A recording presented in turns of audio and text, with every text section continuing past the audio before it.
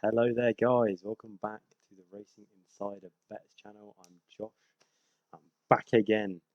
Earlier than expected, obviously, but I thought I'd kick today off with a sort of an anti-post video for the month of December, as it's nearing the end of November now.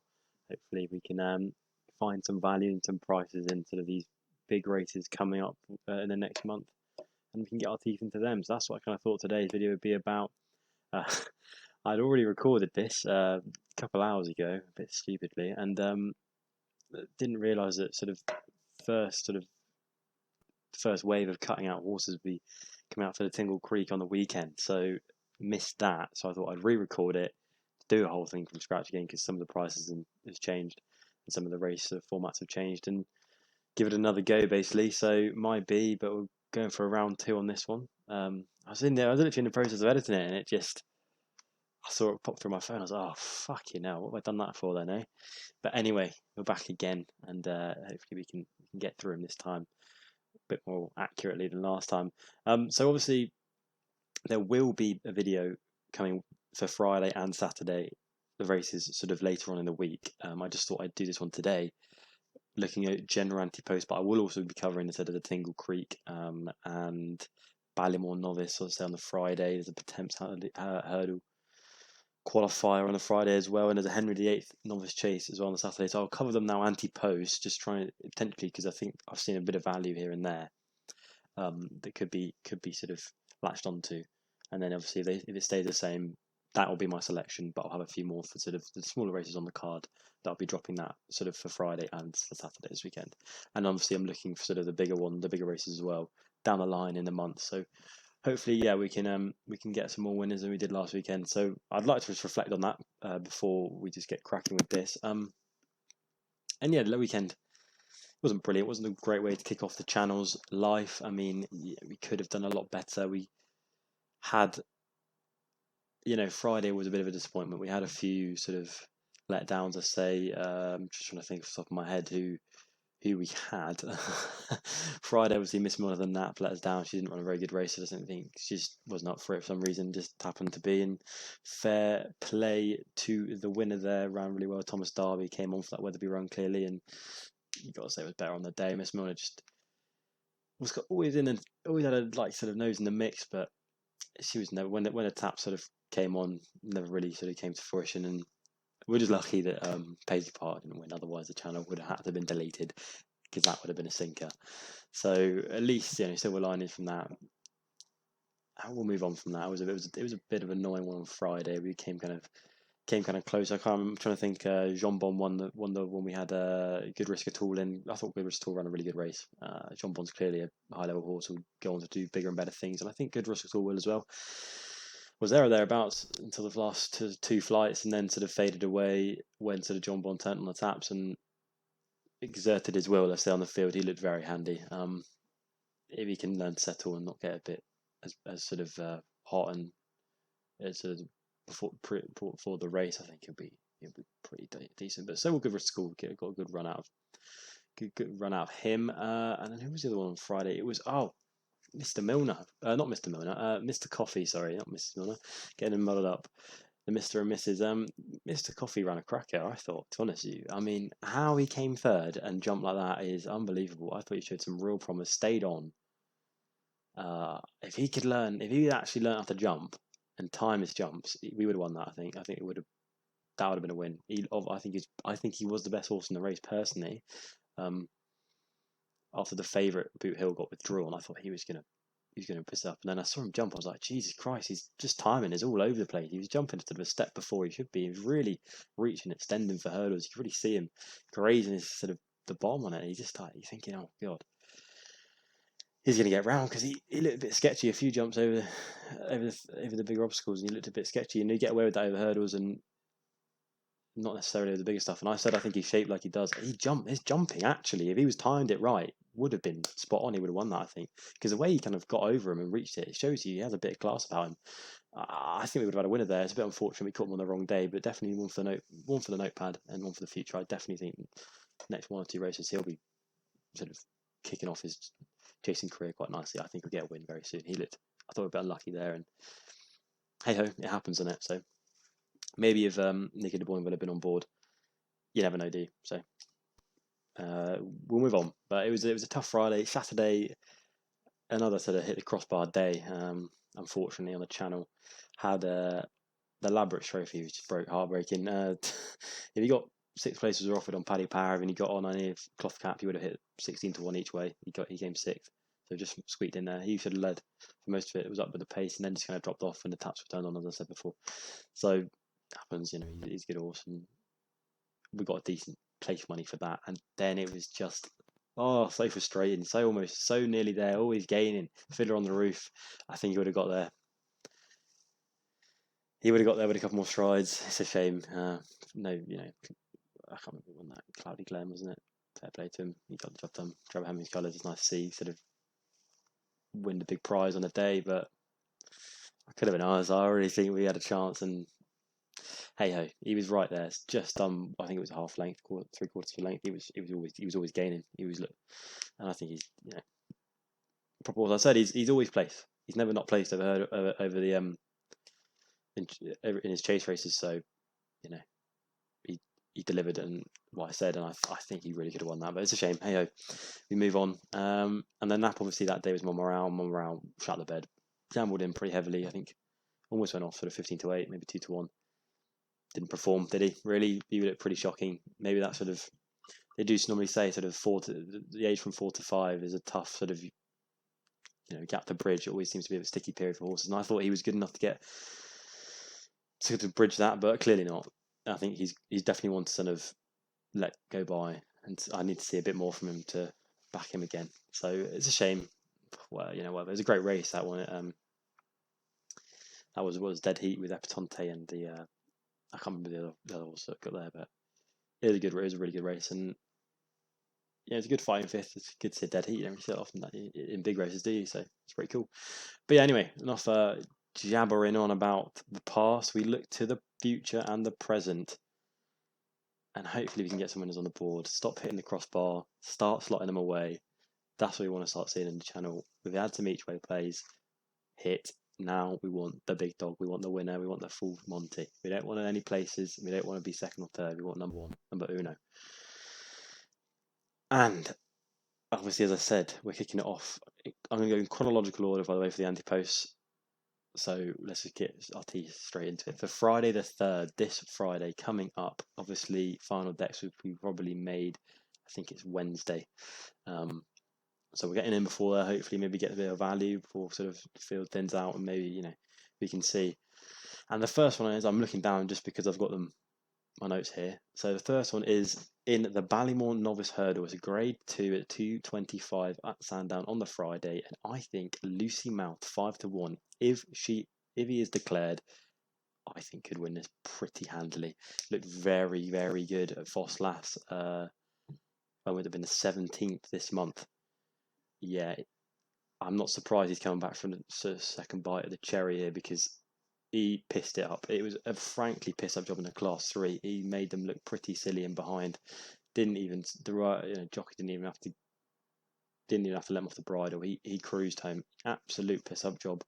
11-2 that day. I was actually on him, and he got the job done. I think he's got the best form in the race, the best ratings, the most experience, and I think this could be interesting. 5-1 here. You could either go each way, get your money back, or you just go win bet. I think he might win it. If he is declared, I think 5-1 is going to be a very good price on the day. You're not going to be coming around that anytime on the day. So Lossiemouth in the Ballymore Novice Hurdle looked really good at Foss-Lass last time out. Will have the ground probably for him. I think this could be a really properly interesting horse. I'm just going to get up his trainer so I can see. Trying to see his form line. He just to clarify. Yeah, he's a Tom Lacey trained. He's going for the hat trick. One at Ascot and then one at Foss-Lass. Obviously, beat some pretty decent horses in behind. Nothing crazy, but better form than anything else in this race, in my opinion. I think if he's declared, he'll go. He definitely gets the distance as well. So I'm very happy with that. 5-1. You get that on William Hill. I think Bet365 will start with that. 5-1 is a price, in my opinion, for Lossiemouth. So Lossiemouth in the 225 at Sandown on a Friday. And then we're going to move on to the final race of the day at Sandown on the Friday, and that is a 3:35, exactly an hour later. And I've got a bit of a tasty one for you guys. Fable is 8-1 in this. I'm just going to look at the thing. Take Your Time is going off favourite. Storm Arising is second favourite, 7-1. Call Me Lord is 8-1. Stoner's Choice is 8-1. Pillion is 8-1, and Fable is 8-1. There's a sort of quite top heavy in that market area. I don't obviously wait for final deck to see where he goes, but Fable could be interesting for Nicky Henderson. But I'm going to take him on, and I pray that they actually declare. They do actually declare him in this race, okay? Because I've got a 25-1 shot for you guys right now, and I actually do think it could be a pretty interesting runner. This horse called Imphal. Gary Moore's trained. He's carrying about 9 stone nothing, and you know when he first took the form, it doesn't jump off screen to you, but he's won some Class 4 hurdles. He had a very decent win streak. He had rattled off a hat trick, then came third at Lingfield last time out. Didn't look too shabby. I just think had a very long flat career. Ran in some Class 2s, I think. At Goodwood, he came third in one of them. He looks like a bit of an imp. He could be interesting, and he sort of gradually got into hurdles. I think he only turned hurdles last February. Well, this February, obviously. And he's sort of been gradually going and building. I just think he could be a summer horse because he does like good ground, but at the moment the ground is saying it is good to soft. If it stays good to soft, I don't see why he can't be challenging. I think 25-1 for Imphal in the Pertemps Network Handicap Hurdle Pertemps qualifier could be quite interesting. If the ground bogs out, I think they would draw him. But if not, 25-1, it stays. The weather in the UK has been very touch and go recently, so we don't know. We don't really know. I don't want to make any kind of assumptions, so we'll see. We will see. But 25-1 Imphal could be quite tasty if you ask me. I mean, again, wait and see. If not, I would probably go with Fable 8-1 if he does get sort of withdrawn. But Imphal 25-1 on the Friday at Sandown. They are our first 2 Antepost selections. Then we're going to move to the racing on Saturday, which is the 4th, and we're going to have a look at the Henry VIII Novices Chase. It's a Grade 1. Third time lucky is sort of entered into that. If he runs, he'll win, in my opinion. There's nothing really here. Stolen Silver is quite a decent horse as well. It just depends. If third time lucky into this, I think he'll win. So I'm not going to really put up selection for it. Edwardstone is quite an interesting horse, as I said. And also, as I said, Il Redito's on there. Looked decent sort of on the weekend. But yeah, I probably won't be putting up one up if third time lucky's on because he'll go off short price favourite. Stolen Silver, if he isn't there, could be quite interesting. I just don't. The prices haven't quite come out for that one yet, so we'll wait and see. And I'll maybe include that on my video for Friday. We're going to move on to Tingle Creek, the big Grade 1, the big race of kind of the weekend. And Chakampost, we've had sort of the first wave of cuts, and Chakampost has stayed in. I think he'll probably run this. He's going to go off 11-8 favourite at the moment. I think he'll go off shorter on the day. Nube Negra second favourite, 5-1. And it's Grenadine at 7-2, and then Allaho, Hitman, and Captain Guinness, Defi DeSaul, and Chendleton. Obviously, we don't back 11-8, and 5-2 is a bit short for my liking. I do think Nube Negra could, if he runs, be really interesting. Grenadine, I don't see 7-2. Didn't look particularly good in the Holding Cup. I really wasn't taken by his effort there. Maybe he needed a run, but not sure. Allaho could be interesting. Obviously, he was a very, very good eye catcher at Cheltenham last March, and he kind of tailed off. His season, kind of tailed off. After that, didn't run particularly well at Punchstad, I don't think, to close off the season. He's back from a break, so we never know. William Williams, obviously, good training, he might have him ready. But mine, and also, sorry, I'm just going to say, Hitman 14-1, no way. No, thank you. No. One I really like, Captain Guinness. If he stayed in this race, 16-1, absolute bargain buckets on William Hill. Each way, got to be done. I think they'll declare him. He's got a run under his belt. That was at Nass. He won that, pissed up. It was a Grade 3, so it's not terrible quality. He's very unexposed, run about 10 times. I think he's won 6, and I think he's been there or thereabouts, unless he's unseated or been pulled up the times. So I think he's I do know for a fact Andy Holden loves him on speed ratings, and he was definitely given it big uns before he kind of got withdrawn on the Sunday in the November meeting at Cheltenham. I think if he actually runs it today, he could really cause some upset. I think he could be quite interesting. I think Henry de Bromhead knows what he's doing. I'm assuming Rachel Blackmore might get on board. We'd have to wait and see for that one, obviously. But 16 to 1 for, I think it's 8 horses at the moment. If that stays out, you get 3 places at least. Could be getting 4. That's money. I really do think he's going to get in the frame there. Definitely get places at least. I think he actually could. Because you never know, do you? Chuck on Passoy. You never know what will happen. But I think Captain Guinness 16 to 1 is some value there. So Captain Guinness in the Tingle Creek. He will, if he stays in the race, he'll be my nap, I think, for that Saturday at Sandown. But yes, so then we kind of look a bit further in the future. Oh, no, we don't, sorry. Let's have a drink. And we're back. Sorry, just sort of turned the light on. It was getting a bit dark in here. We're going to look at then, for that Saturday as well, Aintree. So there's Henry VIII, Novices Chase. Oh, no, sorry, I've already said that. Forget it. There's the Many Clouds. Prices aren't up yet. Neither is really kind of declarations. But if Champ runs in that, I think Champ will win. I do like Champ a lot. I know he was a bit of a shocker in the Gold Cup. He apparently had a back injury. Hopefully they got that fixed. And I think if Nick Henderson runs him, he will win. I think because he is probably the best horse in that race, in my opinion. It just depends if his back's gone. And if his back's right, then he should. I think he might have a real chance. Also, entry that day is the Becher Chase, and then in that it's a bit deep. I don't really. Giving it a look over, it's a tough one in my opinion. Just to kind of get my teeth into, just because I'll just have a look at the field.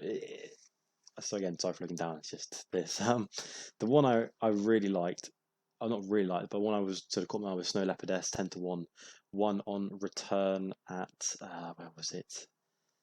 Banger in a Class 2, and looked pretty impressive there. Pretty snug. Has run in Class 1s before. I think Snow Leopardess with the mare's allowance is only going to be run off 10 stone and £4. Could be interesting. If Chris Longsdown, I think 10 to 1 would be an interesting shout. If I was to pick one for that race, I think it would be Snow Leopardess. Rocco is 16 to 1. Could be interesting. Maybe if he comes on. I don't see his form apart from the Badger Beer looks pretty bang average. So whether he can sort of back that up, I don't really know. But he's worth a mention. But yeah, I think in that Becher Chase, I would go probably Snow Leopardess. Again, we'll see a bit more come the weekend when the field is kind of thinned out. So now we're going to move on to the future, only to the Sunday.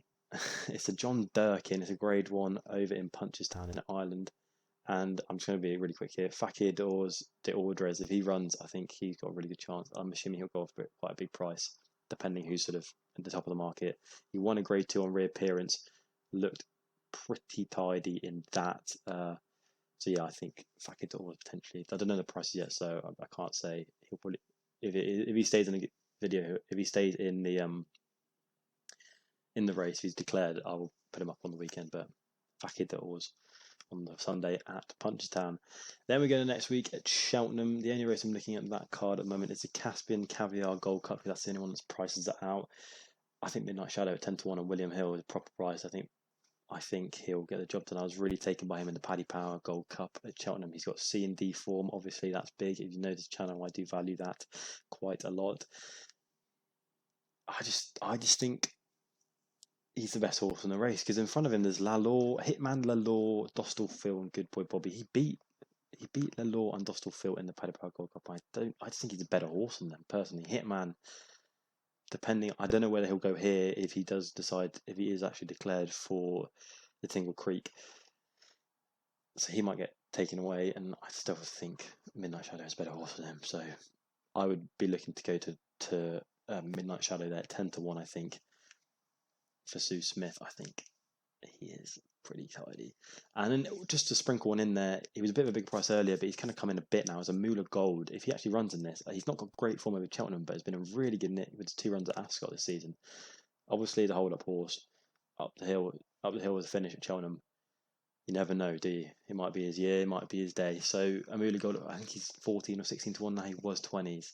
That was better price, but you never know if he drifts a bit and if he's actually declared. Amoola Gold could be interesting in that one, in my opinion. So that's my selections for the Caspain Caviar Gold Cup. So we'll move on to Boxing Day at Kempton, the big one. It's the King George, and I've got prices for you boys and girls. It's a grade 1 over the 3 miles. Top of the market is Clanders Obos. Then second favourite is Frodon. Third favourite is Manila Inda, the Gold Cup winner. Fourth favourite is Chantry House at 11-2, and then it kind of drops off to Envoy Allen or Allaho at 8-1 or 9-1. Fakir to Orders is 14, and Lost in Translation is 14 as well. Album Photo, 16-1. Fiddler on the Roof, our old friend, if he'd have won that. Oh, anyway, he was 25-1. The one I like though, on Bet365. 33-1. Yes, get your teeth into that. Is Mr. Fisher, the Nicky Henderson trained horse. Has course form, won here back in the day when he was running in National Hunt Flats. At least he gets the ground, the undulations. So he's had a bit of experience there. He's ran in some really top class races, has been in the winners enclosure in sort of graded races before and listed races. Hasn't run since April, where he was second to Frodon by 8 neck. That's good form, if you ask me. I think Mr. Fisher is just tasty, in my opinion. I think he could actually be really good. 33-1 is overpriced. If he gets declared for this, you never know, because there's going to be some movement top of the market. People are going to come in and come out. I think it's going to be chopping and changing. Depending on where Allaho goes, sort of this weekend or maybe later on. Or Fakir doors. I just think 33-1 right now. I think they'll run him. I think they will run him. And I think Mr. Fisher is 33-1 is value, in my opinion. Don't say that lightly, but I think he will run a big race at 33-1 if you're on now. I think you'll be happy with that sort of return. Come Boxing Day. Also, just to mention one, throw one out there. 100-1 is Kitty's Light on 365.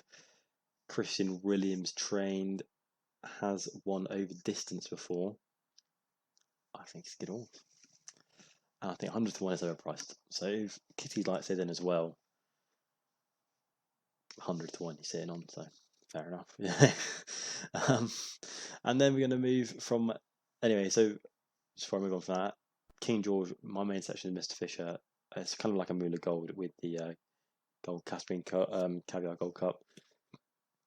Kitty's Light, you could sprinkle in there 100-1. Maybe if you had a few quid, just found a few quid in the sofa. Kitty's Light 100-1 is pretty ridiculous. And then for the final race we're going to be covering in the Antepost sort of selection look for December, we're going to look towards the day after Boxing Day, the 27th. It's at Chepstow. It's the Welsh Grand National.